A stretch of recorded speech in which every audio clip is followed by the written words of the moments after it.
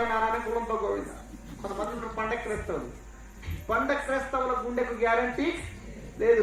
Christmas పండుగ వచ్చిందంటే ఇంటి శుద్ధి వంటి శుద్ధి పండి శుద్ధి, ఇంటి శుద్ధి వంటి శుద్ధి పండి శుద్ధి. ఇల్లు కడుకుంటారు, వాళ్ళు కడుకుంటారు, మొక్కలు ఉట్టుకుంటారు, పొలంలో తోముకుంటారు, ఇంటి మీద స్టార్ పెట్టుకుంటారు.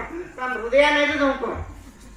హృదయాన్ని అయితే ఇంకొంతమంది ఉంటారు, చర్చికి వస్తారు కానీ రక్షణ తీసుకోరు. వస్తున్నారు రామచిలక, పోతున్నారు రామచిలక. రామచిలకలాగా వస్తారు, రామచిలకలాగా పోతారు. పాట వింటారు, ప్రసంగాలు వింటారు, కానీ రక్షణ పొందుకోరు.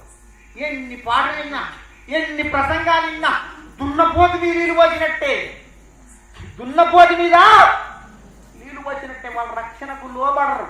ఈ పాట మొత్తం అయిపోయే వరకు నీకుండే గ్యారెంటీ ఉందా? నీకు రక్షణ ఉందా? రక్షణ లేకపోతే రక్షణకి సిద్ధపడు. ఒకసారి మచిలీపట్నంలో మీటింగ్స్ ఉంది.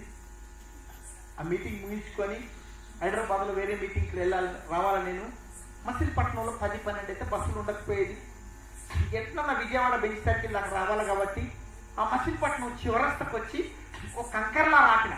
ఆ కంకర్లా ఫుల్గా తాగిండు. తాగి వాడు అంటే వేరే పోవాడే అన్న, విజయవాడ బెంచ్ సర్కిల్ పోవాలన్నాడు. అన్న బస్సులు ఏం లేవన్నా, కొద్దిగా మీటింగ్స్ లారీని బస్సులు వాడు ఎక్కాను. ఓ మాట ఎక్కాను నేను, ప్రభువా ఈ లారీడేమో ఫుల్గా తాగిండు, పోకపోతేనేమో పరిచర్య ఆగిపోతుంది, మాట పోతుంది.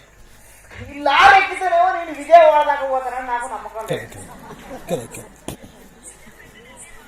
ఓ మాటను ఎక్కిన, ప్రభువా నేను లారీ ఎక్కుతున్నా, నేను బతికితే నీకు లాభం, నేను వస్తే నాకు లాభం.